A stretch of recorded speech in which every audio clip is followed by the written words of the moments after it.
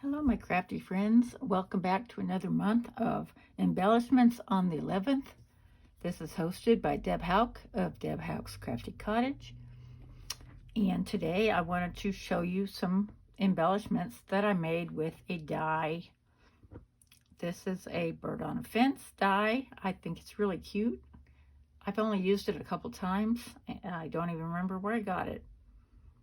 But I thought using some of my small dies to make embellishments might be really cute. And my plan is to make cards with these. I have a reddish orange one. I have a bluish turquoise. I have a golden yellow.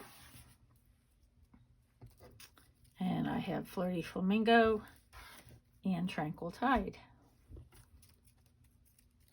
And I'm going to be putting another embellishment, if you will, just a little song note right here. The bird is singing. I think these are really perfect for spring, even though it's the middle of May.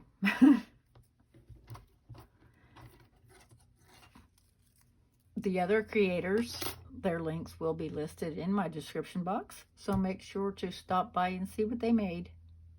Thank you so much for joining me. Have a wonderful day.